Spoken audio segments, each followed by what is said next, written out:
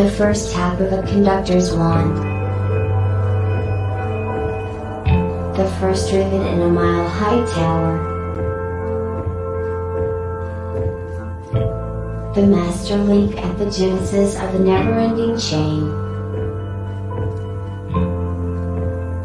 The moment a single empty canvas meets a singular master stroke. There is no one thing. Because now, there are many. Because soon, there will be more. Because one is ever the beginning. Like the first link in an infinite chain, or the first rivet in the tallest skyscraper. The master stroke is found in the masterpiece. What will you begin?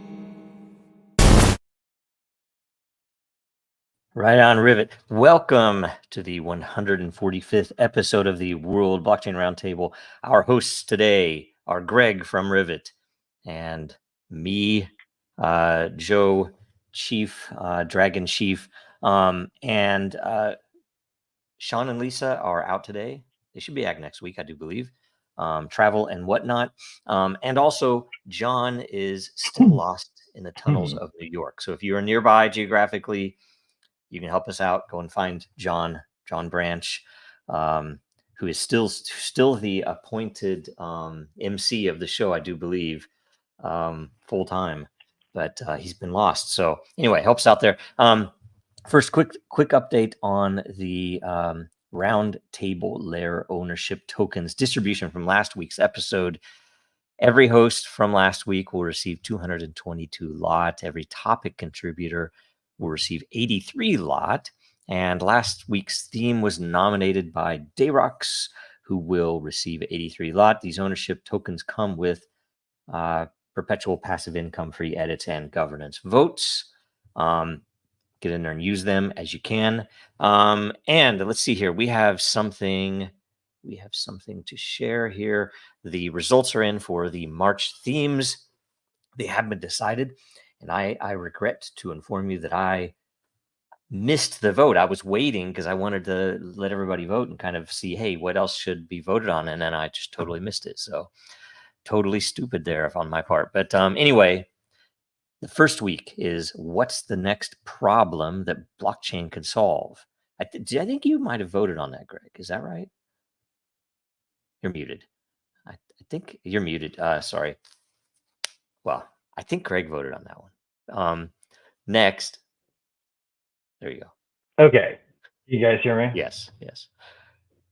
If it sounds buzzy, it's because my evil plan has been thwarted by the fact that I have a crappy cord between the actual Yeti cable. So, yeah. So if I want this to work, I really have to not move the air, which is a problem for microphones. They kind of function on that. So no worries. So I'm going to be a little buzzy, I guess, unless I can figure out a way to. Ooh, I've got an idea. Hang on. We're going to do a quick experiment before we move on with the show. That's all right? Sure. I'll go through them too. Next, the next week, second week, why has the Solana blockchain popularity and utility grown recently? 3, blockchains used. Oh yeah, that's better. Yeah, that's clearer. Yeah, sounds much clearer. Yeah. Blockchains used for political polling and other surveys. I think that'd be pretty powerful, actually. And I'm trying to get one of our partners to do that actually for something. And the fourth week, know your customer, KYC, and anti-money laundering, AML, which I'm nominating Greg to host because he loves KYC systems and loves talking about them. Right. I'm sorry. Know your customer, anti-money laundering. Did you guys know, just a fun fact, that you're going to find out on the show that there's literally so much money dumped into that, and the return on investment is so low that it's never performed better than 1%. And the numbers actually even extort, if defeat your law of large numbers fallacy in order to understand how infinitesimally large the benefit it provides is for what we spend. Is it? We know it's. It's there for political reasons. Is it there to cover somebody's butt? Is it? Why is it there? Because it's obvious. I think it's the law of. Crap! I think I lost that. No, it's a little Hello? robotic I sounding. can't hear But you I can hear anymore. you. Yeah, I can hear you. It's just occasionally it gets a little Can anyone hear me? weird. Yes. You can hear me. I can't hear you. Really? Man. Hmm. Audio issues. That old Mac. Okay, I'm gonna try to log out and log back in. But Okay, to no answer the worries. question, I think I'll go to we're the next getting part. at, Yeah. before I go, actually, you know, I can't remember exactly what the question was about that distraction. It's all right. I'm going It's to go all right. ahead. KYCs. We'll go over it. We'll go over it on that show. Yeah. So on the 4th week in March, you can get the answer to that question. Highly anticipated. Now, because it's an interesting thing, and how does that affect the crypto world, and how could the crypto world provide a better solution to what they're trying to do? Right. All right. Greg is back. Yes. Let's test it. Okay. All right. Checking. You got it? 1, 2. Gotcha. Okay. Okay. Good deal. So what was your question? I felt like it Oh, was important. we're gonna cover it in the 4th week of March, so Okay, they have to cool. wait. It's just All the right, KYC well, stuff. So yeah, you know. that's right. So- Guys, it's important. It's so important because oh, you said you want to know why you think people are doing that. That's right. Yeah. Well, why is it required? But I think Because we should every wait. program that say it. begins for the reason that it's stated, and as soon as there's an institution around it, its purpose becomes the maintenance of the institution. That's why. That is true. That is true. There's lots of there's money in it, so somebody's gonna Right. push to keep it Way going. nonprofits and government agencies work. They just they're trying to grow their budget because they are people who believe in the mission. Yep. They think growing it equals winning. Yep. Man. So those are the results. Theme of the week for March, and this week is securing Internet of Things with blockchain and AI, as you can see here. And while I refresh it, make sure you like the video and share it and subscribe and all the other things with the bell and all that stuff you're supposed to do wherever you are. So this week, the first question comes from, and I'm going to vote live here. First question comes from I am. How will our lives change with IoT devices connected to a network? How will IoT devices improve our lives and make us more comfortable? This topic always makes me think of parts that wear out or start breaking that are connected and tell us to change them prior to a catastrophic failure, like HAL, right? With the, what was that unit that went bad? Example, an engine alternator might fail at 8,000 hours. We don't track how long our car has idled or been on. Sensors turned into IoT is a perfect example of IoT. It's beautiful. Yeah. But perfectly stated. First off, that was a nice encapsulation. Though with IoT, I feel like, from my opinion, our goal is always to break our sense of scope because it goes just like relativity to the fringes of the very small and the very large and the very energetic and the very unenergetic, right? We have to push our understanding up to the bounds of physics because technically a red blood cell with a transmitter receiver in it and a small microcomputer that you program into its DNA is an IoT device. Mm-hmm. So the question is, depending on the context, and this is always the question of security, right? How much security is sufficient to defray? Because it's actually a great example. You guys ever watch? I'm assuming you have the filmification of Alan Turing's story in The Imitation Game. I have not watched. I have it. I want to watch it. It's okay. I won't spoil it, but I'll tell you this one quote where he basically says, "What was it? Damn it! See, I'm having one of those days. IoT and security. Okay. There's a guy who's in the woods with his buddy, and they see a bear. Like crap, and he starts to run. The other guy's like, hey, what are you doing? You can't outrun the bear. It's like, I don't need to outrun the bear. I only need to outrun you. And he tells that joke, right? That's security, right? You have to outrun the other guys. The point is to raise the cost of attack on your surface. Because everyone has one, and you can't make the surface go away. So the best you can do is be the more costly to attack. Yep. Have a slightly better lock on your door, or at least have your door locked when your neighbor might know not. your adversary and tune it to what you know makes them think things are expensive. And that's a reason why even like say with security, even it's in the security world, it's always considered inadequate defense if you are using obscurity. But my argument is some level of obscurity where they don't know how you've secured it does help. I mean, you still need to do the base level, unless but they are a threat specifically based on the idea of looking for needles in haystacks to attack. Then or if they obscurity is a really, really great method. if you are the only target in the world, Right. That's the other thing. It's like Right. if it's you that they want, then you can't secure it like that because they're once they find you, that's the end of your security. Then you've got nothing else for a second layer. But just because you need a second layer doesn't mean the first one isn't helpful, right? Yeah. With the exception, I think whistleblowers, right? Like Snowden adopted security by notoriety because they can't kill him in public if people know who he is. Yeah. And by the way, my answer to this is watch out. Be careful what you do. If there's not a reason for a device that you're buying to be IoT, then buy a different device or don't connect it to your network. If you're buying Christmas lights that are IoT, you don't need them smart unless you need them smart for a specific reason. And I've seen that, and it blows my mind that you have these LED lights that need to connect to your Wi-Fi. I'm like, what for? I mean, other than phone home to, they're gonna. Well, and the problem is, I think you've got this dynamic where the information that you lose in cost wise is undisclosed, right? Some people buy a refrigerator because it's the cheapest thing, and some people go for a fridge because it's got the most whiz bang tech. What if you could, and I'm going to just pitch this like I'm in Maytag going, hey guys, I got an idea, right?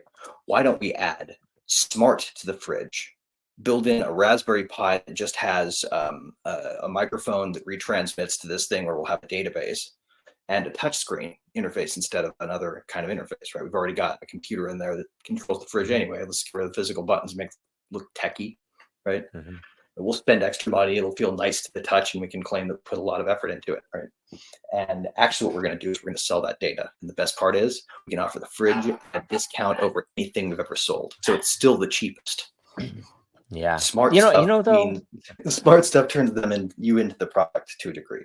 Yeah. Well, I am surprised. On the other angle, what is possible is to not sell the data, but instead to offer it to people. Look, we're going to track, maybe some very simple scanning system. When you put an item in or you scan it, maybe it has sensors on the inside to know where you put it. It could tell you, hey, that, whatever, that jar is, approaching its life. Why don't you, use it? Or like, how about the best idea ever for a fridge?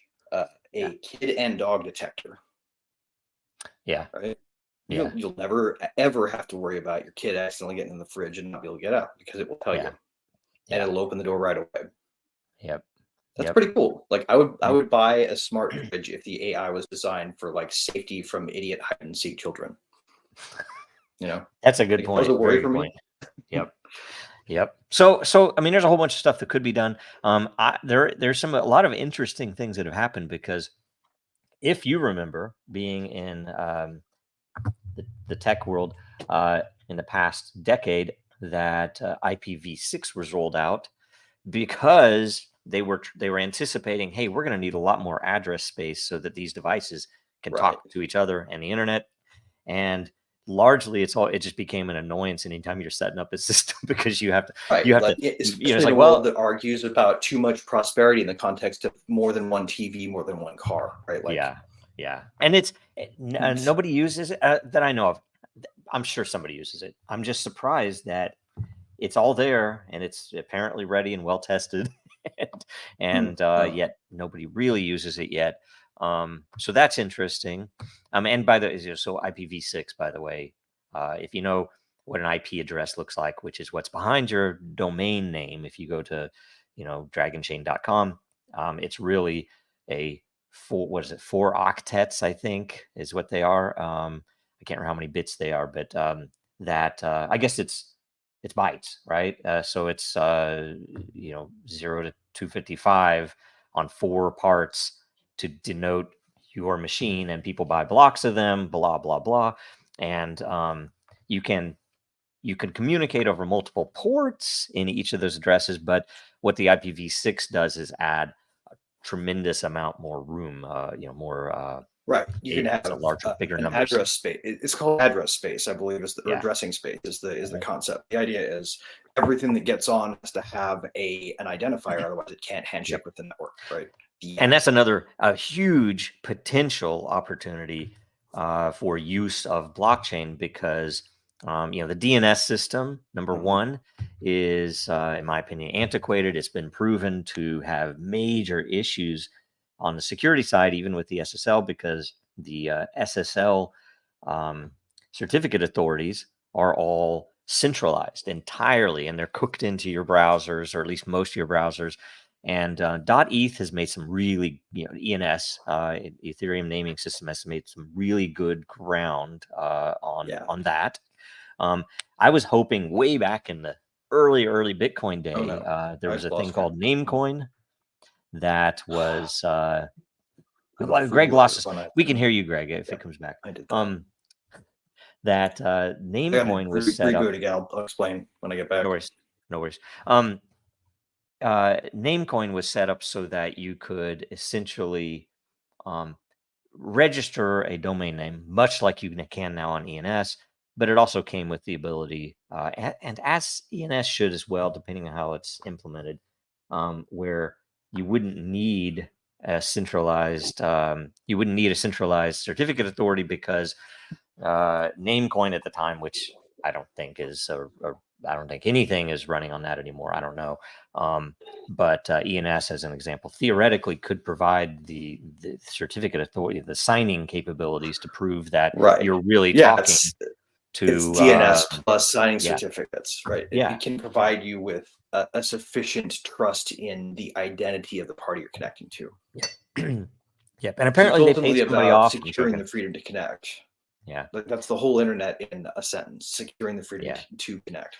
So I'm hoping that goes somewhere, because that would be a very useful thing. And you can imagine, not that you would have a special ENS name for your toaster or anything, but you could, the fact that it could integrate with that. Oh, you could, sure. I mean, right. I mean, it'd be fun. In fact, I have now a theory that I should start squatting on those kind of .eths. Like, I would love to squat on .eth domains that are and at the very least, it's funny that the subdomains, right? Want to pay me for Diet Mountain Dew eventually. But, yes, that's right on, man. Squatting on the ENS, that's excellent. But get out there and buy stuff that's silly, because the silly stuff is the stuff that's going to be surprisingly my toaster needs it. My toaster needs a new plug. And pretty funny name for your toaster. And it does have a hierarchy in there. I've not played with it at all, but you could do something like a Mr. Toaster megatexas.eth, that type of thing, right? So it's all good and it is fun.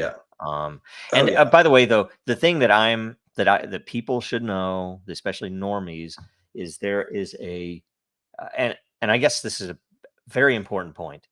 There's a massive potential for really bad issues with security compromises on some of these devices that lead to your entire network, people stealing your email, people stealing your passwords, depending on how secure you handle things. But and I'll give you a quick story. We in a former company, I designed the cloud-based infrastructure for a consumer door lock, and it was a brilliant design. I mean, the guys that built the door lock, it was really high-end physical security, the best of the best. The manufacturing quality was over the top, and they didn't. They came because they were all low-end, microcontroller guys, and they needed some people that could help on the other side.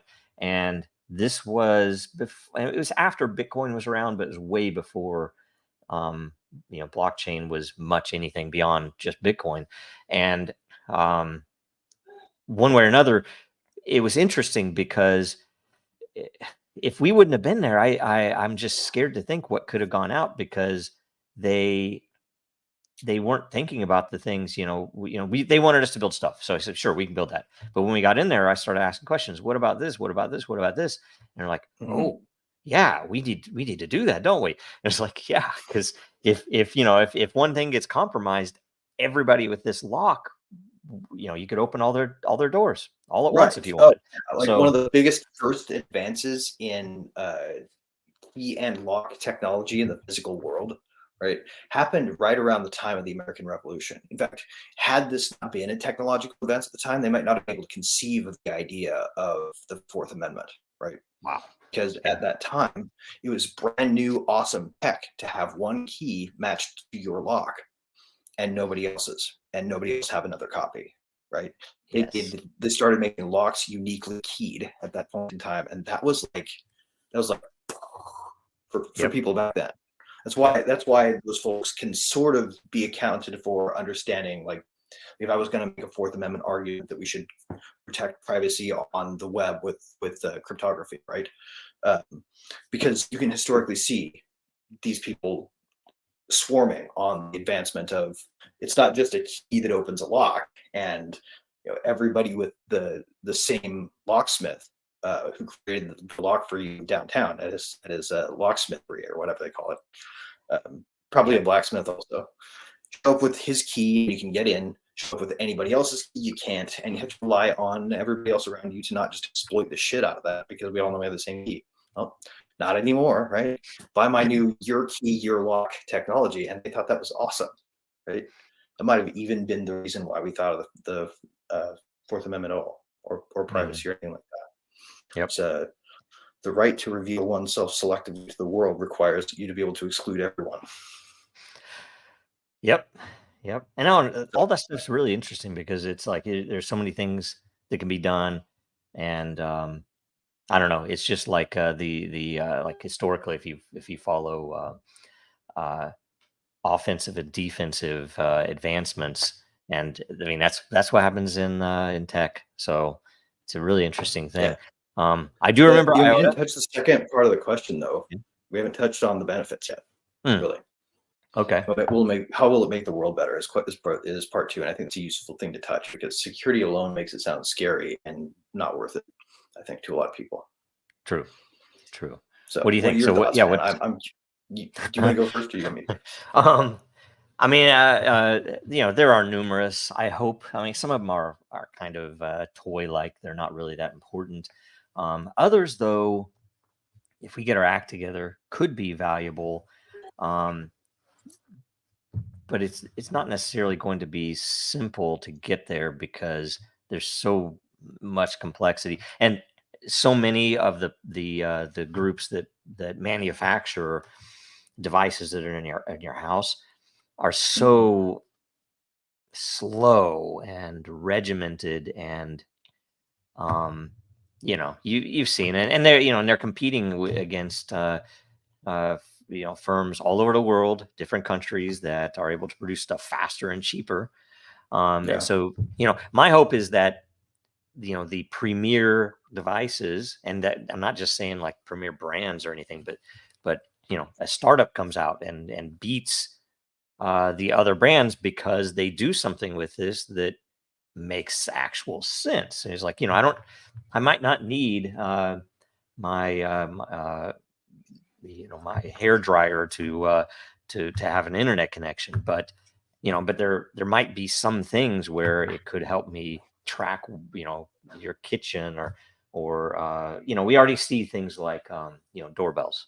Those have those a huge adoption, and I wish some of them were better. When we were gone last week, case in point, week, and Austin's mom wanted to go get into his house for some reason.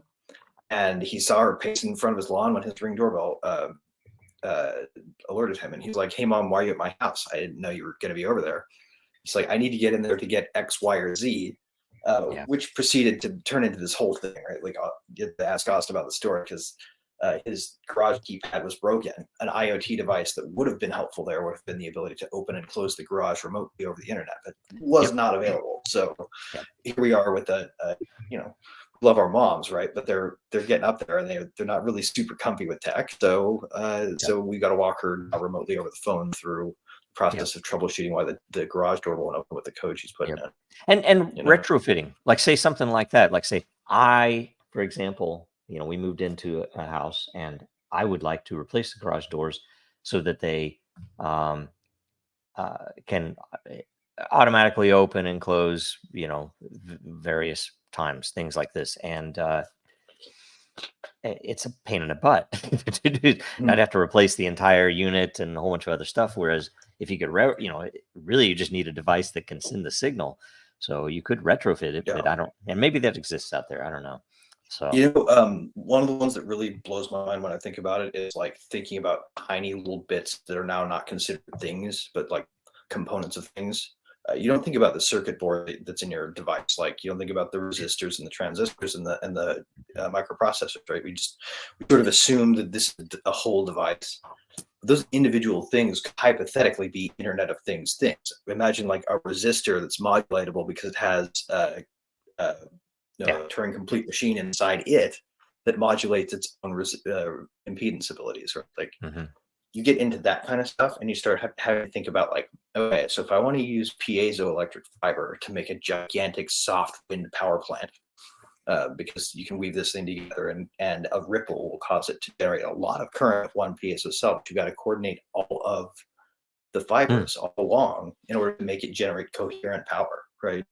Real challenge from the standpoint of electrical engineering. Would not be possible without IoT, and the things would actually be your power modulators and your sensors and all the things you would need to coordinate that flow, so that like a thing blowing in the breeze could generate more electricity than a turbine the size of like a physical hard turbine the size of all of them put together plus, right? Like it would be more power in a square yard of it than probably all the wind power we put up ever. And if we build that kind of thing, then we could change the way we live. But that's awesome. One that it does exist, and I don't know how long, but it's been around for quite a while, is your hard drives that they track uses. Most hard drives have a system in them, at least the spinning ones, where they will even tell you in advance that it's close to failure. You need to get this backed up, and it'll tell your OS. And I don't know if Windows pays attention. I've seen it in Linux where it's popped up and said, first time it happened. Just like your car tells you got a bad sensor when it goes into limp mode. Yeah, I mean, first time it happened, it had a very reminiscent of HAL in 2001 saying, this is, this is going to fail. Can't do that, Joe. Yeah. So, that's interesting stuff already being put to use. My favorite one, though, I got to tell you one more. Biggest favorite. Cybernetics. I love the idea of a remote controlled blood cell that I can tap into. Direct it. Like who needs a vaccine, right? Just tell it to kill whatever you're pointing it at. That would be nice. Yep. It'd be like a first person shooter, right? You could navigate that thing around. You can gamify it.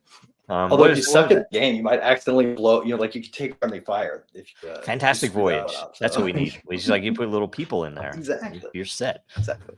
Right on. Or like the micro spaceship, right? Those microchip size things you can accelerate out and get to Alpha Centauri in like a week. Yes. They have no G-force constraints and don't need food. Right on. Okay. Let's see here. Next. Again, I am.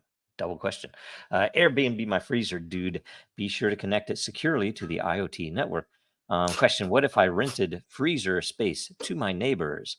What if my neighbors could see via blockchain that it maintained the correct temp and they paid me per day for the space used? Maybe you have it in your garage with a public entry or something. If my freezer was an IoT device and I had a connection, what type of wallet would it use? All joking aside, maybe renting freezer space to my neighbors isn't a viable business. Not yet, anyway. I think it totally is. It could be. However, things like this could become part of our future. For example, people soon will not own cars. They will essentially Uber everywhere.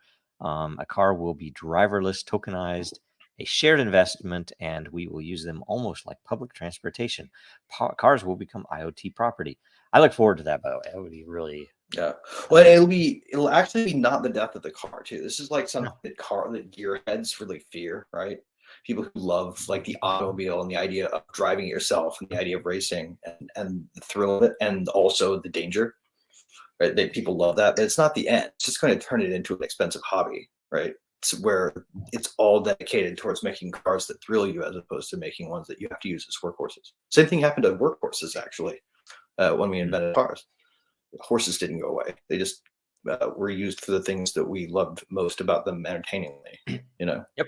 Well, I mean, Yep. I guess there's still like those really sad carriage rides, but where you watch what happens when a horse gets past its prime somewhere else and they decide to sell it to the lowest bidder. But Yeah. Well, and I mean, I guess for off-road, certain types of things that there's some extra other use. I don't know what else they use them for, horses, frankly, but anyway, true. And glue, I don't know. they make glue out of them. No, Oh, I'm man, teasing. I don't, and I do like they eat them some places.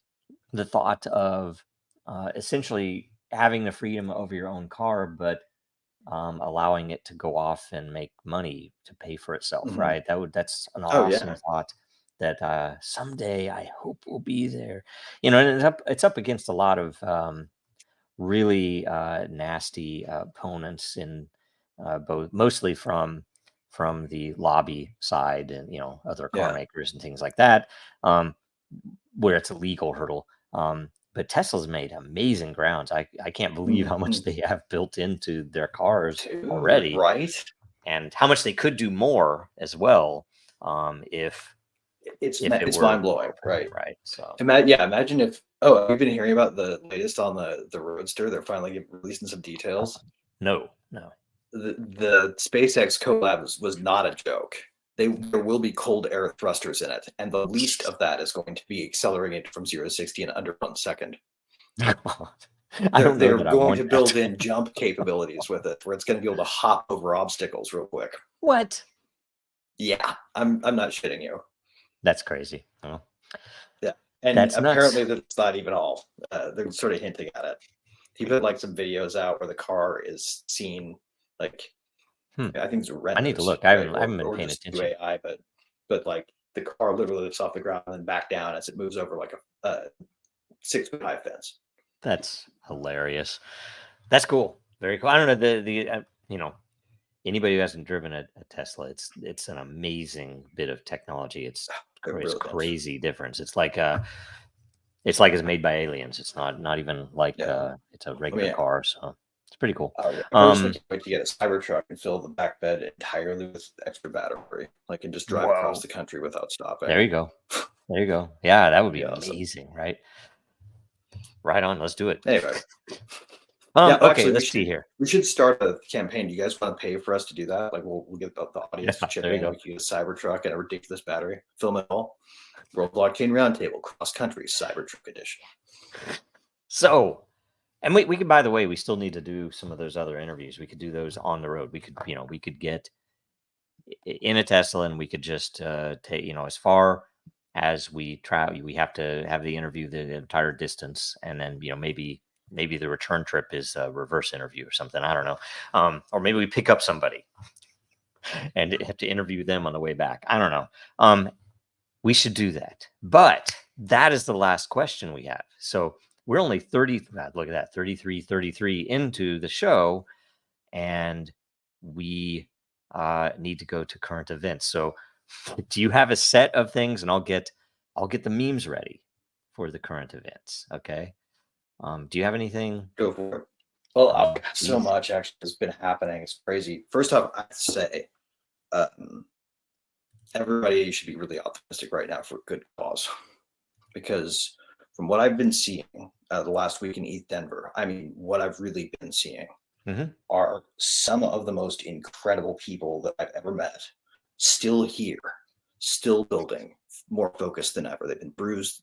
They've been battered by our industry's maltreatment in the world, but they are fighting harder than ever to build a thing that can't be fucked with. So you can't be. Like, we're actually doing it. It's amazing to see all these people who I thought maybe 1 in 10 of them would survive to this, to the fight you phase. And once they started, I didn't imagine many of us would survive much longer than that in terms of just sticking with it, right? It'd be way easier for either of us to go get a, like, you wanted the SEC to go away from anywhere.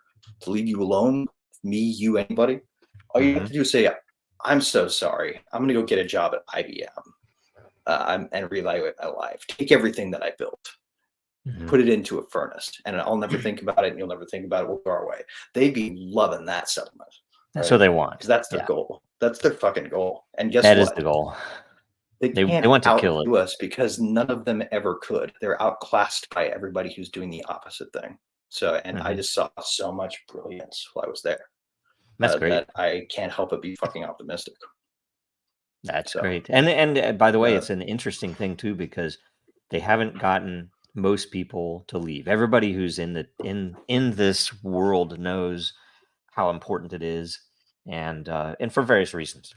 People have different reasons or different visions and different things that they want to focus on, but largely they haven't left because they know how important these things are and how much opportunity there is, right? So if you're in it for the money, there's a tremendous amount of opportunity. If you're in it for the world-changing stuff, which also brings opportunity with it, there's no other industry. I don't even think AI can match what the blockchain and crypto world has for that. And blockchain and crypto world touches AI. Right. So it's all it's a massive thing. What's that? It's all technically computing. So yeah, well, and you look at it like, say, like this meme here about Bob Iger selling it. The other interesting thing is that other world that has been essentially fighting against us because we would disrupt everything they're doing is looking to come to massive failure. Well, they tried to tame our industry, and instead what they did was inflict themselves with the exact same awesome bug that we all got bit with when we first learned about it. Like, they are loving crypto now. They're starting to get it. By the way, the volume yesterday on Bitcoin alone was apparently indicative of not just people using the first ETF, but using it more than the most popular ones out there ever, running circles around them and running circles around them without having the ability to do options, without having the ability to have those transactions go through some of the biggest investment advisors and the littlest investment advisors. Like, every advantage belongs to the first two. This should not be happening, but for the fact that even the institutional guys are obsessed with Bitcoin now. Like, we win, right? If those guys start adopting Bitcoin in present state and have a stake in its preservation, they're going to start joining the fight for not changing it to make it easier for people to manipulate too. Yeah. The only way you win if you're the powers that be is if you get that change in before mass adoption, because status quo bias is pretty much going to tell you what's going to happen. I'm gonna throw one bit of salt in there. One grain of salt.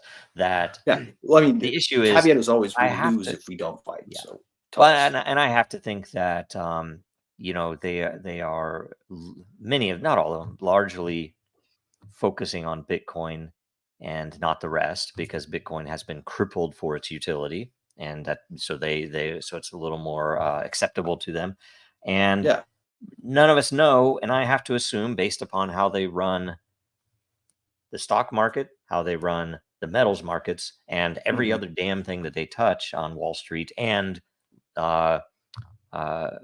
City of London and all of the other financial places in the world, that a lot of it's paper, and we won't know how much, and that's where the manipulation is already there, right? So it's true. That's true. I mean, I feel like we're used to the legal process and the technology process moving at different speeds, but like missing out on the fact how much faster the tech's moving. I agree with you that they're going to keep trying to kill it, and that if things worked differently than they always do, we might have a real worry on our hands still, because we're not out of the woods, right? They can still manipulate the stuff. They can still weasel in there and change the way that the finance boys want to think about it, because all those guys care about is number go up. We've seen that, right? They came to crypto, number go up. Yep. Number go up. If they want that in a status quo system with Bitcoin now, Bitcoin stays the same. It does not change. I don't think they do. I think that's a big fat L for the other side, but we still have all the others to win on, right? Yeah, we can't. I think they and there is a little bit too. They're saying, like, all the people, all of the elites, and you look at Bill Gates, you look at Bob Iger, you look at who else? There are a lot of them that are exiting their own stocks and exiting their holdings. And are they putting it into Bitcoin? Are they putting it into metals? Are they putting it into blood? The slaves. Maybe they've just expanded their slave plantation or something. Do not know what those guys are up to. Guessing it's probably going into their little bunkers. Or they're planning maybe another psyop like Sam Bankman-Fried, right? Like where they find a guy who wants to do a derivative scam, and they're like, you just have to promise me the underlying asset has to be crypto. And when you're done, you have to be a good boy and take your whips. But when you get out, we'll take care of you. They're going to probably commute a sentence at the end of the day. What are the odds we see a Hollywood drama that like this? Gosling as Sam. I don't know. I feel like Ryan Gosling is too pretty. It's hilarious. That's why this was hilarious. There are others. They would have somebody else, but they're going to make him out. And this is the thing. It's like, I vote Danny DeVito in a wig. Oh my gosh. Yes, that would work. As long as he runs, right?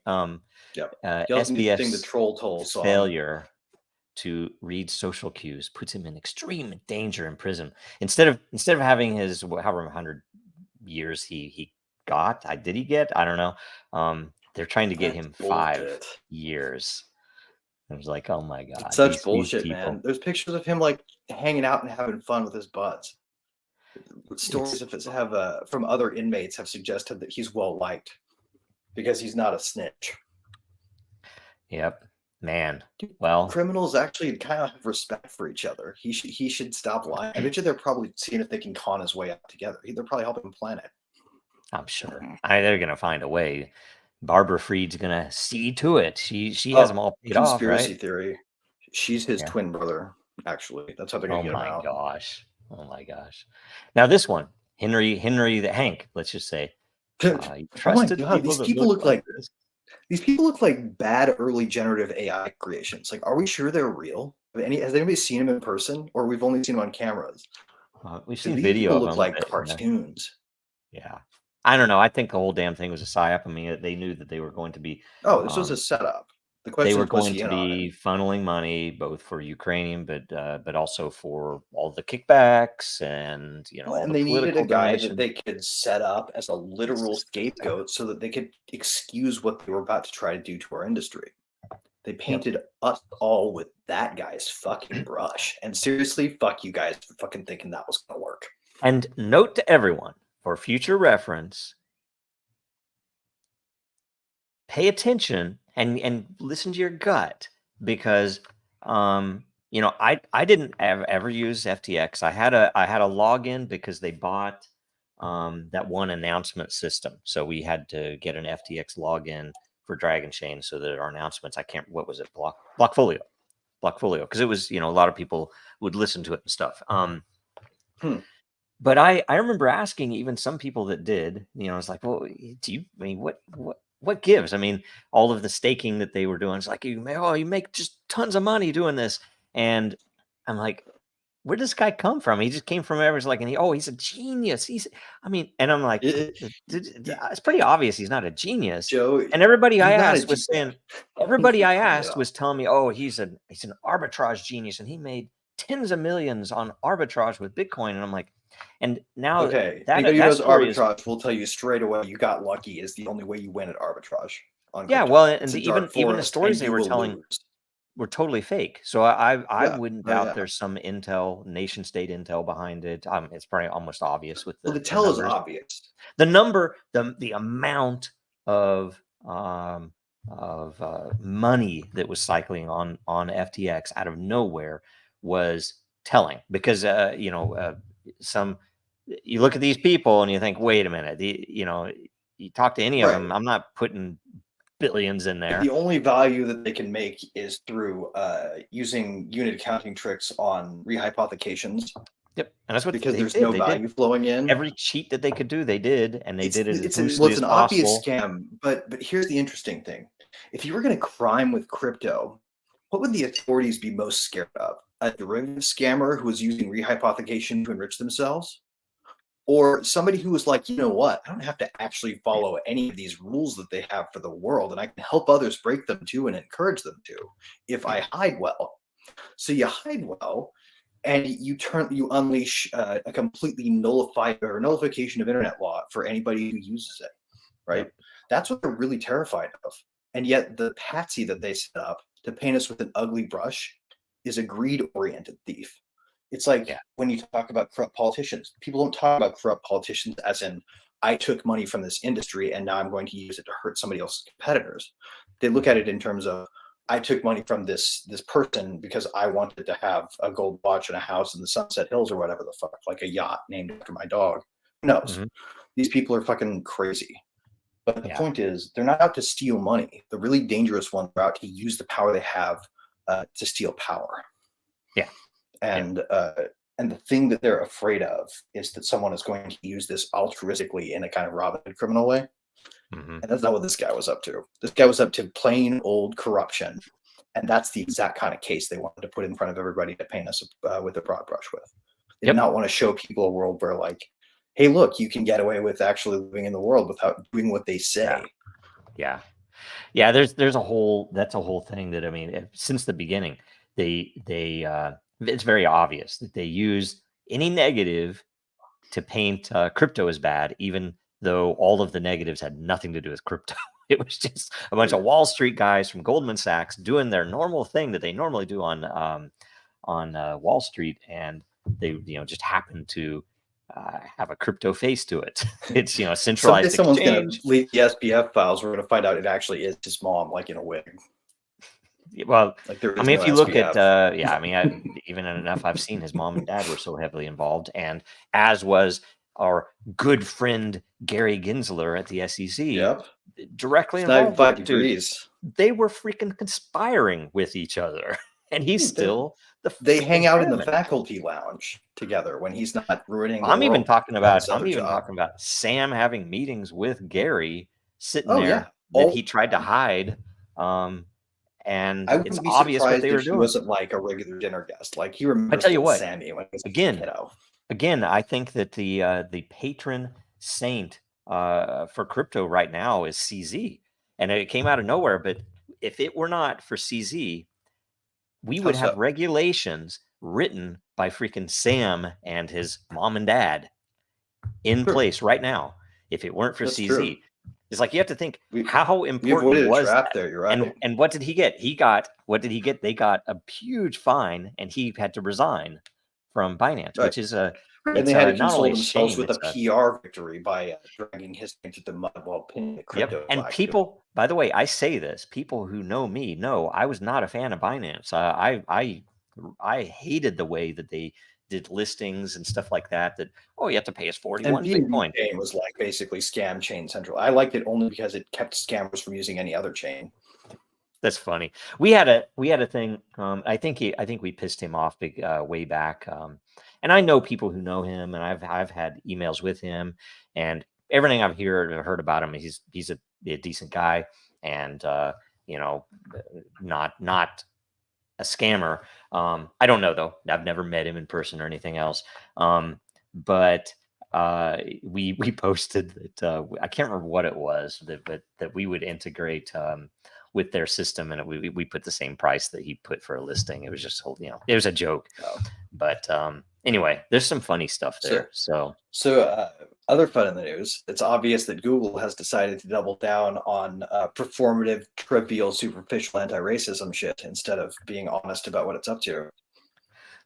They're like oh, you think this is us being extreme? We're gonna turn it up to 11 and rip the motherfucking knob off. Like that's what they're at right now.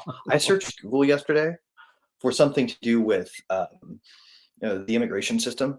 I was trying to figure out when did we switch from exclude criminals, rapists, bad people, and everybody else apply this way and pay the tax and get it, to we're going to let in a small select white list of professionals. So I use whitelist, blacklist, and instead of getting info about what I searched for, I got info, top results, telling me exactly why that's an inappropriate use of language now. I got scolded by the search engine for the search terms I put in because they are trivially related to racism. And the funniest part is, even by their own stupid reasoning, where you actually, let's say arguendo, we assume that you're right, this is bad, and we need to stop doing this when it's bad. You look at it, the details of it is a blacklist is intentionally specifically difficult to exclude groups with, and a whitelist is especially easy to exclude groups with, and it actually kind of makes their point for them if you let people find it. Yeah. But the amusing part to me is I was searching for something about the immigration system that would have been, the implementation of whitelisting versus blacklisting, going from individual evaluation to group exclusions, and I got distracted from doing that because they wanted to nitpick semantics with me. And if I wasn't a more patient person who wanted both answers, I might have gotten distracted from that and never learned about the actual structural racism built into the immigration system by going to whitelists. Right? So I've been too busy arguing about the fucking words. Yeah. Well, I will say, they had a great immigration system before. We should just go back to it. All we have to do is tax people and fund the agency off of what they take for what they make. Oh yeah, that's pretty good. I've said for a long time that I think the primary for the current batch of AI, that the primary method of monetization is going to be censorship related. It's if your company doesn't want to be shown in a bad light creatively by this AI, or you don't want certain events or it's facts. Choke Point 2.0 applied to everybody, including banks. Yeah, and by the way, so I am for I am says military industrial complex took over the banksters with guns, extortion, and other methods like Epstein Island. I think they're one and the same. I think that they own a lot of what is the military industrial complex, and therefore, and they know, hey, okay, we might be a vassal state, so that means we're going to go to war with these countries. Therefore, we need these types of weapons. Therefore, we know how much money is going to pump in. It's a sure bet. You know that we're going to go to war, so you're going to make billions and billions making those weapons of death. So it's a I would posit Animal Farm nailed it, right? Remember the last line of the book? The creatures outside look from pig to man and from man to pig, right? And from pig to man again, and they couldn't tell the difference anymore. That's how it is. Yeah. Yep. Did you see this? I don't know if this is true or not, but it's at least a funny story. What's wrong with this thing today? I'll tell this story real quick, and it might be totally fake, but it was hilarious either way. I'll be right back. Okay. That this dude placed a bet that there would be a streaker during the Super Bowl, and he himself was the streaker, so he won the bet. I don't know if it's true or not, but it's an awesome story if it is, and I hope the best for him. Anyway, let's see here. What else? While we're waiting on Greg to come back, there are several things in the news. There's Aaron Bushnell, and Greg. I don't know if you have any comments on the self-immolation in front of an embassy in DC. The Israeli embassy. Oh, who was it that did that? I actually haven't followed this story. I'm very curious. Aaron Bushnell is his name. Supposedly this is the last. Is he related to Nolan Bushnell? By any chance? I doubt it. He was active. He's not the Chuck E. Cheese founder's son or something like that. Yeah, I don't think so. But I don't know. Of course, they did say either way. There was one of his friends came out and said that he had info that American troops were in the tunnels in Gaza, which is a freaking scary prospect because we shouldn't be there. If he knows where tunnels people are. Oh, that's a good point. In New York versus I don't know, right? Okay. But here's another one. And by the way, now I'm just going through memes. So if you have any, I have a couple news items that worth touching. Yeah, tell me. So, is anybody interested in why Coinbase went down yesterday? Yes, I didn't even. I was so busy. I didn't even know what happened until later. I can't hear you again. This is the damnedest thing. Well, just say it. Go ahead. Just tell us. He might. Oh, can you hear me? Can you hear me all right? Oh, okay. He'll come back and he'll tell us. He will tell us about that. And in the meantime, I will keep. Okay, here's Greg again. We're going to have to get your ID. Okay, go ahead. Coinbase. Oh yeah, so the Coinbase deal was like, it literally they provisioned 10x capacity over what they were expecting to be precautious, and they saw so much volume that they went Yeah. down, and they were just under provisioned. That's Yeah, all. that makes sense. I mean, that totally makes sense. People though, like, you know why? For instance, people wonder why they show zero. You know why they show zero balances when it's not connecting, right? It's No. because it's a timeout, and if you have it pick any other number or any other thing than just $0 until it adds in, you actually make the code more complex. So it's a favor to you to avoid latency that they're not showing something like a connection status in that same field, because you don't want to slow it down any more than already has to be. Oh yeah. Yeah. I mean, UX could be modified to fix that, but like I've always been like, if they're showing a zero balance, it's not working. It's probably just because they're not having a good connection to the blockchain happen.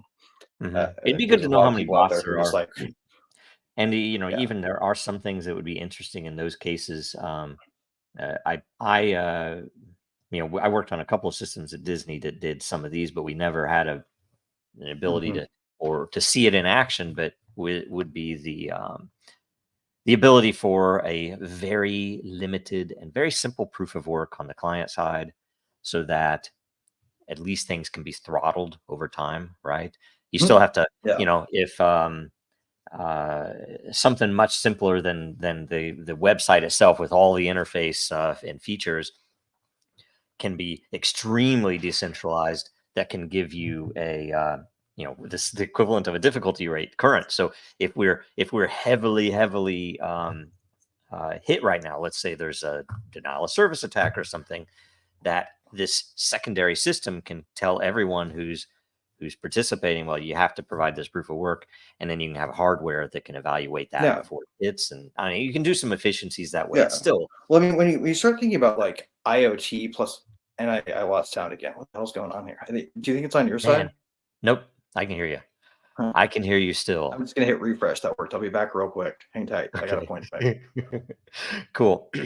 There is that question that historically, and hopefully Greg will be back. Okay. So when you hear this, historically, Coinbase has had an issue that has always been called out by the crypto community, that anytime there's a bull run, it seems to shut down so that they can't. Right. They seem like a throttle, don't they?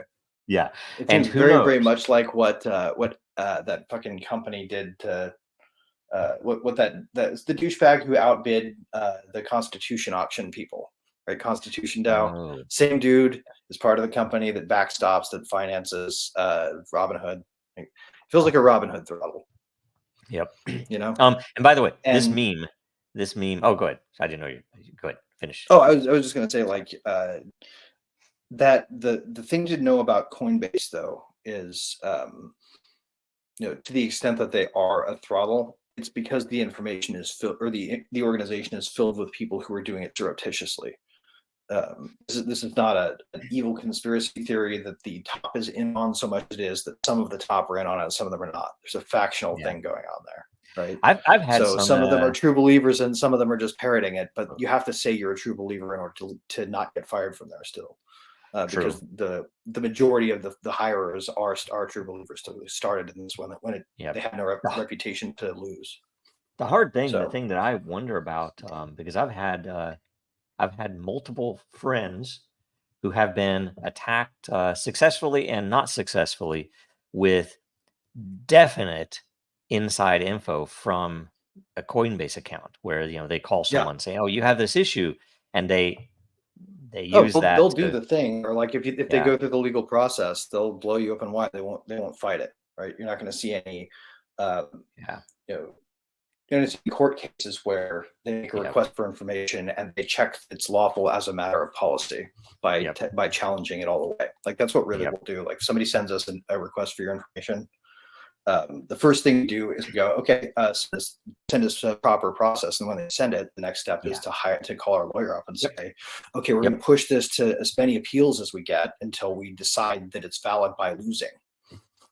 Right. Oh yeah. Well, it's an interesting while we let our policies run, because they won't be able to get us they won't get us a preservation of information request fast enough before we push it anyway. So your information will be safe. Even before it gets into any legal wrangling, it's very clear that crypto it's almost like it's a bounty for finding bad systems, because you have a digital asset there that can be moved, and you better damn well there are no shortcuts to protecting that. You can't rely on oh, this is how we did stuff in the 90s, because you're gonna lose. And so Right. I'm proud that I've had numerous businesses. There was one business that we knew that had a physical attack in their office that they luckily listened to me way back when I kind of introduced how to handle the hardware wallet and how to set stuff up securely and do all the right things, that they didn't lose any funds at all, even though they lost all the devices, right? So they had everything properly accounted for, and that's a good thing, right? Because man, you just think about how much, and how much money has been lost in the crypto world from mistakes and things like that. And anybody who's run a crypto firm has gotten the badly written English. Hey Joe, this is Jim. I need you to send however many 100,000 tokens to this address, right? No, and it's happened so many times. Do you ever it's decide hilarious. to go like righteous justice on a scammer? Like, do you ever decide to play karma when one of them reaches you, because you can actually figure out who they are if you decide to bother with them? I did one once, and it wasn't necessarily that I attacked them back. I just it was a dude that was a person, that was supposedly in Africa. I think they were in Nigeria. And they were trying to scam us. And I said, hey, that doesn't work. We know that,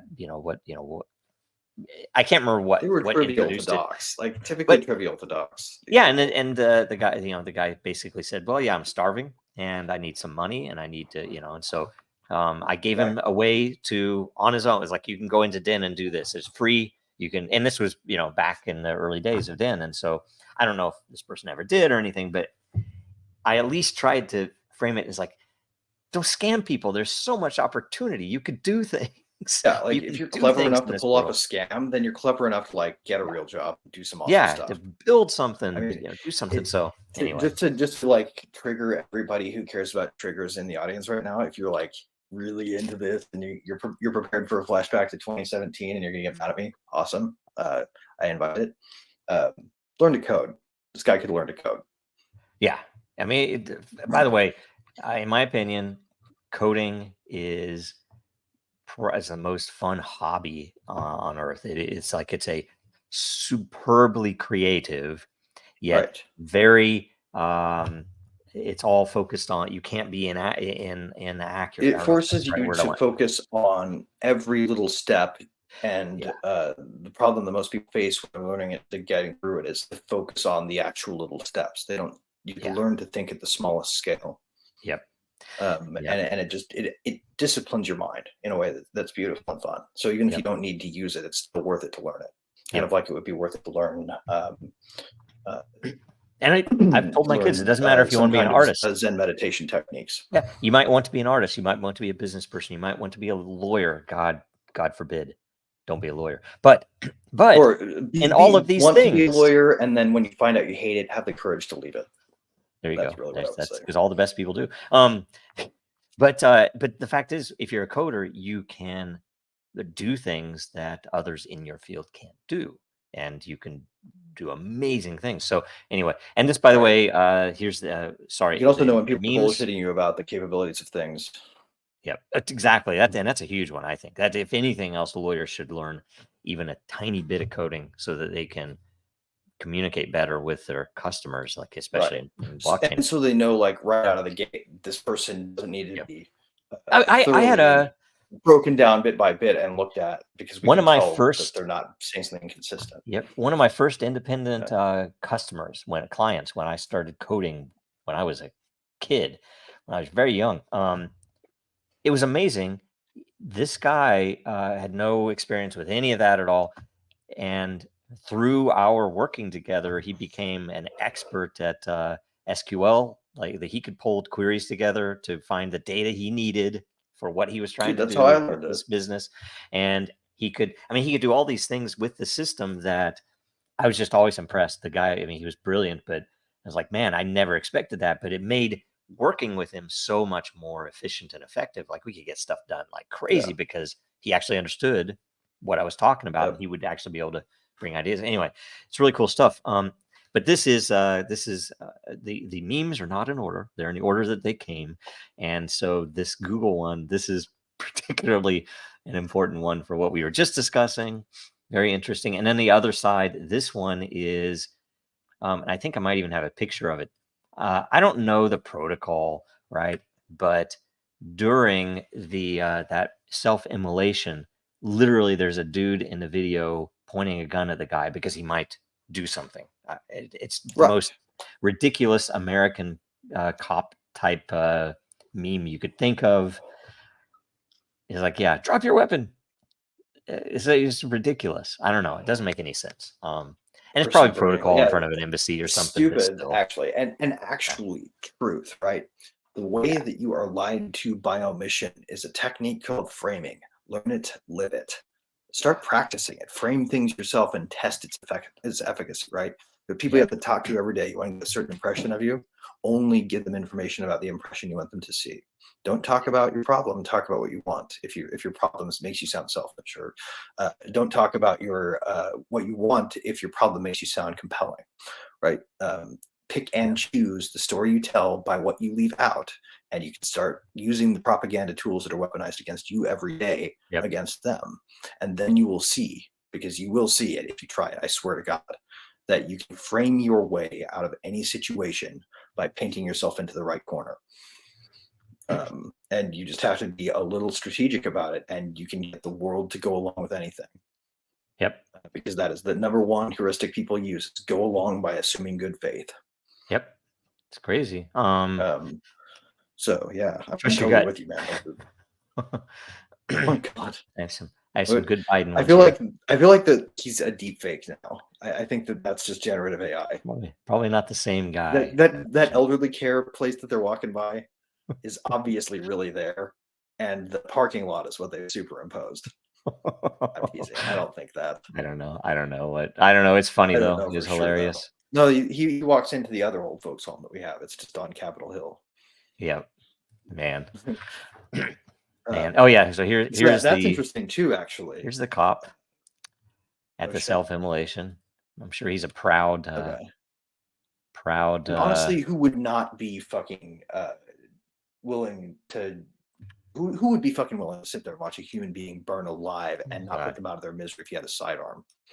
That's the good point. I mean, what is protocol? Can they do that? Because that's what, like, anytime in human history before, not do that. Like, you're watching somebody burn alive in person, and then you think about it too. You're watching somebody burn alive in person. It's like, oh well, I don't want to get in trouble, and it's like that's the level of So a cop, not only is he going to shoot you, they've got a proximate cause problem thanks to the gasoline and fire. Yeah, not only is the cop going to shoot you when it comes to it, but he won't shoot you when you need him to. That's the worst part. It's like, oh, because protocol, I have to follow the rules. I can't. And yet they don't follow the rules if they feel like punching you either. So it's all crazy. That said, I think we should maybe equip all cops with a backpack fire extinguisher. That's not a bad idea. I don't know. I mean, then at least, like, if somebody did that, you could do something other than shoot them or watch. Yep. Like, those are shit choices. I wouldn't want either of those options. Yep. You and the mouse are similar in that regard. I like that meme. So let's see. So another interesting thing, like, why is Nikki Haley still in the presidential race? Is she? Oh my God. Yeah, she lost in her own state by like over 20 points and didn't even win her home county. I think like it's so embarrassingly sad, but it's also like it bespeaks what she's really there for. I still think her handlers think that they are going to get Dawn. I think he's probably having to have a personal taster check everything he eats right now. And I suspect that if they don't get him by imprisonment, they're going to try to get him by assassination. Yep. Not like they haven't done that before. And Nikki Haley, as long as she's still in the race, they think will be the presumptive, but that will not happen. Right? This is where they all make the stupid mistake. Well, if Nikki Haley's there, let's just pick her because she's no. You'll pick Vivek instead. Sorry. Yep. Yeah, it's I don't know. The whole thing's freaking rigged. I even think I think Trump's part of it, like rigged. I mean, you know, he might be the, but I still think he's. But that's the most controlled. interesting part about Nikki Haley, though, right? Because we know that she took a lot of money from the military-industrial complex, right? Like, and all of a sudden she woke up one day and like got neocon in her heart and soul, and she proclaims it every day. She's willing to say like, we need to go to war. Wars are good. She loves every war, as long as it's armed and financed by their side on both sides. Especially then, right? You know, if we can sell the bombs to both sides shooting each other and none of them are Americans, they consider it the biggest kind of win, as long as it's something they can drag out by blocking at the UN Security Council level. But that person is now getting donations from some really interesting people who I thought would never be of that mind, right? Like, basically avowed anarcho-capitalists are voting for this person and voting for her by funding her still. She's raking in donations, right? Why would you ever donate to this person if you were an ANCAP? Because she's demonstrated her ability to do exactly what her financiers say. Well, she's like, anybody with money is purchasable candidate. What's the difference between the citizen and the civilian, Greg? The difference between a citizen and a civilian? Yep. You're going back to the day, man. You're going back to the day. I'm just reading a meme. I don't remember the PKD quote. How did he put it? The quote. This is at least the new form. A citizen returns the shopping cart. Oh God. Oh man, it's so funny. Yep. That movie was a great critique of militarism as a notion of civil responsibility. This in a better world, by the way, a civilian is a person who goes along with the propaganda, and a citizen is one who stands up to it. That's good. Yeah, I like it. This one is good. Bear markets create strong memes. Strong memes create bull markets. Bull markets create bad memes. Bad memes create bear markets. It's a simple, I love it. Perfect cycle. And you know, take note, because you can track the memes, and you can maybe see maybe predict the future a little bit. Speaking of which. Yep. So if a meme is bad and a meme is good, what we're really doing is we're evaluating its survivability, right? Because the concept of meme is just like the concept of gene. It's a thing. It's a unit of information passed down in a survivable organism. So a survivable meme-plex is composed of survivable memes. Survivable is a part of it, but I think velocity and penetration are possibly more important, because if I look at a meme and next week it might not even mean anything to me, but if it gets straight into my brain. Well, the death of a meme is forgetting it, right? Or not passing it. You don't necessarily have to remember it. That's what I'm saying. It's what matters is whether the imagery and concept can drill straight through your eyes into your brain and get you to. Well, that characterizes it, right? That's like its phenomenology. But if you want to think about like the idea of a meme as a component of an organism called a memeplex, and the memeplex survives or does not, depending on survivability of its memes. Right? Yeah, I mean, I do think they compete. Recessive or a dominant trait in a population of memeplexes that interbreed. I mean, I do think they compete with each other, and certain of them are, will have more potency in certain. How do I say this? In certain situations in the world, right? That pop up. But I'm drawing near to the end of my catalog. I'm going through here some of them that are, and I don't know why it's doing this. I need to kill something on my side. I'm hearing something. It's making noise that it shouldn't be making. Right. So if natural selection selects organisms with genes in them that have more survivable genes, right? Then what do you call the kind of selection that selects for memeplexes that have the most survivable memes? The answer is fun. Because I don't know. What is it? Mimetic selection would be the right answer there. Yeah. If you're going by like the original idea as articulated by what's his butt, Hofstadter. Mm-hmm. Wasn't the whole thing first articulated in Eternal Golden Braid? Does I recall? I don't know.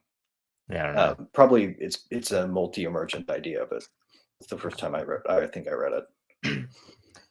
I remember I bought the book that the guy wrote who invented the term meme way back, because I thought it was a super interesting concept, and it was way before the internet, or the internet meme. That it confused me when internet memes came out. It was like, wait a minute, is this the same thing? And it was interesting. So it's just a much more sort of powerful is the same version. thing, but it's sort of Oh yeah, is it? Yeah, it is. It's just. Do you remember the name of the author? No, I would have to look. Let's find out. The book somewhere. No, that can't be.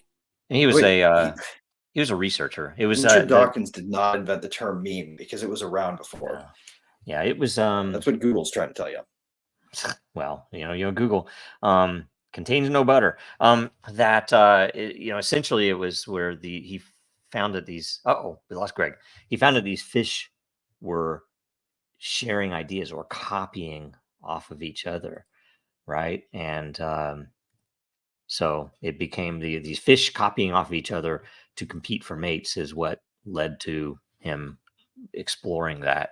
This one's good. This was the Google's AI chessboard. Sorry, that's hilarious. I do think that's fantastic. Yep, it's the good guys against the good guys. Yes, man. Well, I think I'm drawn to a close on my availability of new memes. I'm not done. I'm checking through. Let's see here. I mean, here's some that don't really apply to anything. These are not political memes. Do you have any good Assange memes out there? Like, who's doing those? I have, but I think largely they've been, co-opted by time. It's been so long. Totally. Now, as stuff comes out. I had an idea earlier today when I had a hunch that it was just going to be you and me on, and we were going to have to like carry current events without also being monologue-y, which is very hard to do when you only have two people. Just pro tip, guys: when you start a show and you want to talk current events, more than two people, because otherwise one person's going to end up going, that's cool, and it's going to like carry like that. I think. Well, I think I don't know. I think we both got on various bits of stuff. Other than the fact I'm trying to cycle through all of these great memes in the midst of you talking. Gary, so I apologize if I wasn't. So we're now approaching. I've seen that face before recently. That Gary Gensler face on my dogs when they get back from getting neutered. They look bewildered and betrayed by reality. What are you saying? I did see, and this is an odd feature of if you go to his Twitter account, and you weren't here last week, so some of this is okay, right? That he says 3 children, and he's the 33rd. It's all this stupid numerology bullshit. He has 3 threes in his Twitter profile. I don't know. It's all ridiculous. Numerology says a lot more about the people who came up with the ideas behind it than it does about the things it's supposedly talking about. Because because the thing about pattern recognizers is they develop intelligence at scale. Yeah, and it's one of the things too that you can't discount the fact that other people do use it, and therefore you might be seeing something that is tied to some secret society or whatever else, right? And we may inadvertently structure patterns in it, right? Like astrology seems at first like a stupid idea, like when you were born affecting your personality. But then you start thinking about it, you're like, wait a second. January where I was born is cold, meaning when I woke to consciousness, it was probably like March, April, May. So I was a person who came to consciousness when it was, and that's his buddy, by the way, in a different picture, they're arm around each other, and it's like this. You got to try to find it, but oh really? Yeah, I think I've seen the other one somewhere. They think he's a little skinny gangster, just like they all love Madoff, right? They love him too. Oh, here's a legal one. We talked about this last week. That John Oliver offered Clarence Thomas $1 million a year to resign, which has to. I mean, I wonder what he I would say it's did. unpatriotic. I wonder what John but, Oliver did to get on the blackmail list, right? Because that guy's obviously controlled. I could say some things, but I'm not going to say them. Wait, you know John Pretty Oliver's obvious. CIA blackmail? No, I just know what he did. that you can tell by some of the stuff he's done that he's I don't know that he's owned. Obviously I know that kind he's of tied in. veto. I've only seen a couple of clips. Luckily, He has I've never vibes, let's put it that way. watched him, right? So yeah, I can at least be proud of that for a little bit. Anyway, I think we're I done. stopped watching him on principle after he did his crypto episode. He said one true thing and then proceeded to lie about it. Oh, and okay. By the way, I am thinks of CoinBridges as serial numbers on a microscopic level, somewhat. I mean, they're not unique, right? But they are. I guess they're hard to counterfeit. Are unique. They're hard to counterfeit. Very hard. They're also not super useful in terms of identifying genuineness because you still can't assume that they weren't counterfeited.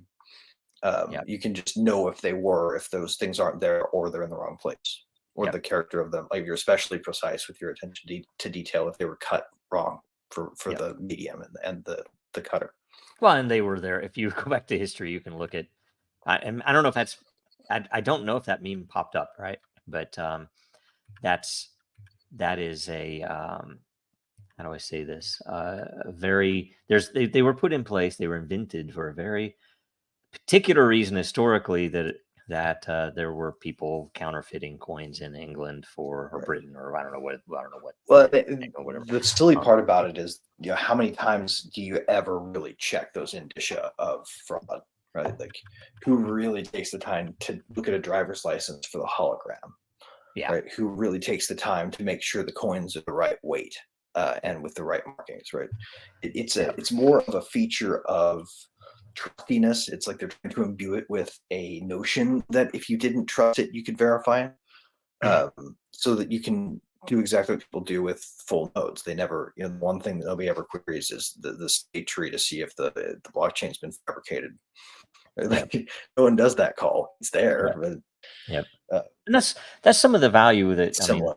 If blockchain, if cryptocurrency were adopted in a way that would be near universal cash, it would be remarkably valuable because you would know when you're getting paid that you're really getting paid, and you would. I don't know. There's so many reasons. It would unseat tropes of payment times and all these little details they do. Like most of the stuff that you have to deal with, a human being living in the world, is bullshit designed to make it easier for bookkeepers. Yep. Right. Like, it's not tailored to you, the consumer. It's and by the way, the people who have to keep track of it. And by the way, that's why we at least took and this was years ago when we put out our CBDC paper on what can blockchain offer. Right. It isn't just all of the bad stuff. You could actually do very great things. And hopefully it's not a central bank digital currency. Hopefully it's a country's citizens create a currency. Yep. But either way, if it is a central bank digital currency, we at least better hope there's an alternative that people can still access. Right. Yeah. And let's assume, I mean, I don't believe that this is possible in today's world with the people who would be candidates to run this, but any conceivable central bank is going to be corrupt in the way that the central banks currently are in the world, where they're printing money in order to create power and get kickbacks to the right people and stow away precious metals and Bitcoin and whatever else they might want to do, but and to manipulate the rest of the world with war. You could make a central bank, and maybe it's not a central bank, and I'm not a banker. Thankfully, you can make a lender of last resort bank. Right? Yes, and you could make your treasury. You could issue your currency in such a way that everyone out there will know if there is an inflation rate, and it's transparent, and it's with foreknowledge. We know that they're going to print more of these on that date. You think about Bitcoin. Joe, I told you about Embiggen, right? They were talking about the only cryptocurrency ever released by Rivet before we were Rivet. What is it? OpenRivet created a token called MBGN, and it is like Simpsons themed. we sort of halfway stole the visual and halfway made it different so that nobody could argue copyright. And then on the coin, we had a big M in the Simpsons bubble type, and around the edges we said X plura, because it was from one many, and the token's main property was that every 10 minutes its supply increased across the entire unit, so that if you had some, then the percentage increase would come to you proportionally, and it was stated up front that this was an inflationary coin. How long can it go on before there's the numbers are too big, or does that a long time? Like, we didn't do a very high percentage because we didn't want it to get stupid. But yeah, that's cool. We did have to create something called Notcoin. We also released Notcoin, which is not really a token. All it is a token contract where all the checks for, do you have enough for the spend? Do you have a permission that's high enough for the spend? Do you have any? They all just go yes, yes, yes. Yep. So everybody has the maximum that can be represented at all times, and you can use it as a way to do one-sided exchanges. We set the airdrop up so people could go trade the Notcoin we know they already have, because everybody has every amount of it, in exchange for some Embiggen, and all they do is pay gas. That's awesome. Click, pay gas, I love it. Get Embiggen, and then you can never get rid of it, because it's accruing interest at a rate that causes you to have a little bit left every time you send it. I would like to see something like the first one you had, where it automatically forks, or not forks, it automatically splits, but where it would be a governance issue. It's like, it's $10,000 a pop now. Let's split them, right? I don't know. That would be fun. Let's make seniority something that inflation accounts for. Yes, rather than seigniorage. Sorry, bad joke. Boo, Greg. With that, what are your closing remarks? What do you have? What's going on? Closing remarks have to do with this little clever bit that I had in my subtitle, right? Which is not showing right now. I've been doing research lately because I've been obsessed with this idea that we need to combine something like IAM's umbrella promise with what I'm calling Reboot 1901. The reason 1901 instead of 1910, which I had previously done, is because I found out that it was about the point they broke the immigration system. And it's looking like around then, if we set there, all of the laws, every law ever written in the United States, if we took it and just said, reset. Yes. We're going to do this concurrent with some we're going to keep the good stuff, right? Like, we're going to keep the equal protection clause in the 14th Amendment. Maybe take out the thing about banning people from the presidency, because we saw that hopefully that worked out in terms of political gamesmanship when shit breaks later. And we plan on it breaking again. Like, we plan on having to do this again. The sunset clause on Reboot 1901's legislation will be absent a supermajority that bears on a total majority. This thing will sunset, and this process will be required again in another 100 years. We kill all the laws and run them back to 1901. Is needed. And we anticipate that we're going to get this whole thing over again in another permutation of mistakery. But we'll know think when Woodrow Wilson shows up this time. I think that should come with a constitutional amendment or a refresh of the Constitution. And this is a legislative attack. This is not elect a president that wants to do this. This is elect a legislature that can override any veto. Yeah, because I would think state by state. That should be cooked into the Constitution, that any law will expire, and and they have to. You have to actively sunset clauses should be permanent, and they should have to die before you can bring them back. Yeah, and it's like that way. It's like, okay, because there are definitely certain laws that everybody say, oh yeah, remember we better renew that. I don't want that to expire. Let's I really do not hate this country, especially love this country, right? Like, you would stick a critic that's so vitriolic, sometimes really mean about it, to people who I think are winning it. Doesn't care. Quite the opposite. I care quite a bit, and I think this may be the only way we can save it. And if we don't we'll come up with a way to move forward ourselves, and it'll be a sad memory. But if we can fix it, then we can maybe keep all the good parts and get rid of the bad and still have it. Yep. Which would be neat.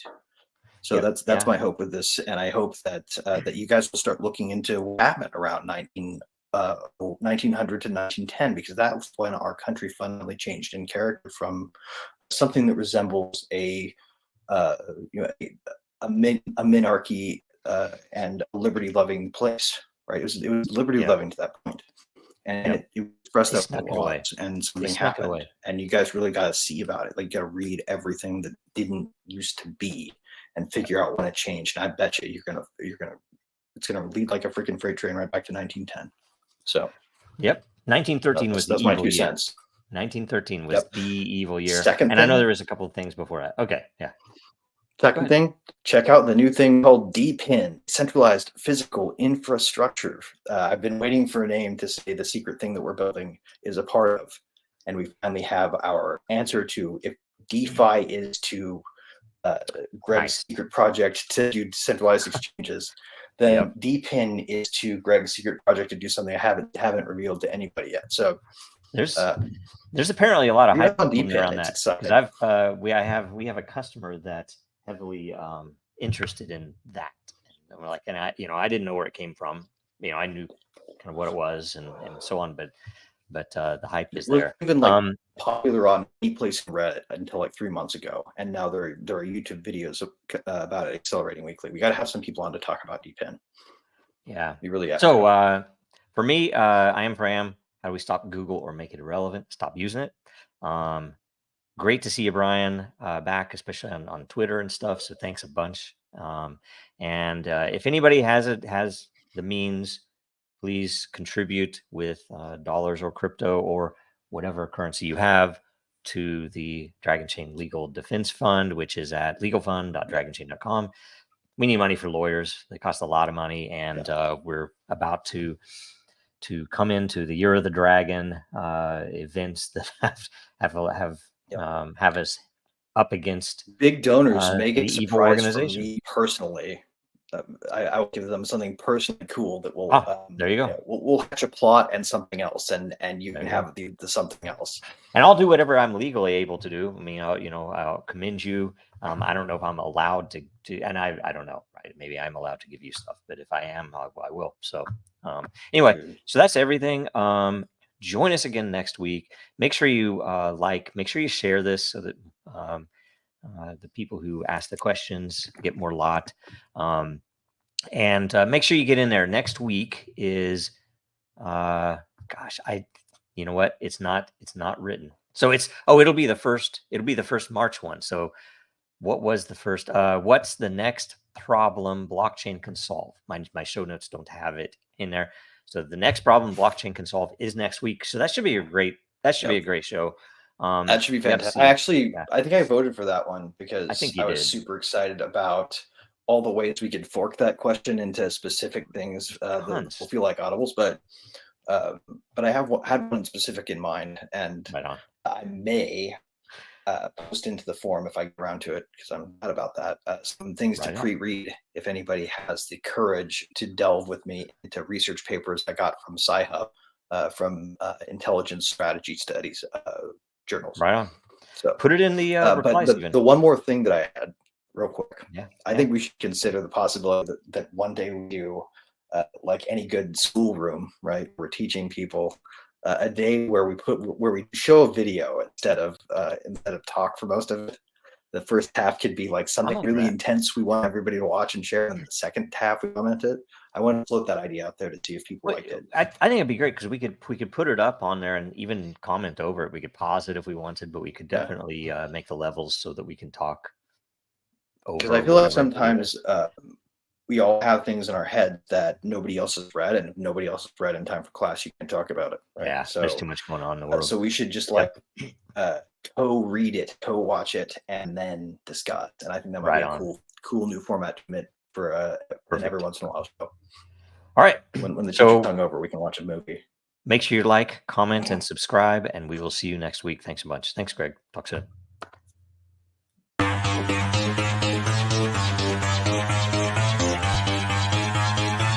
Dragon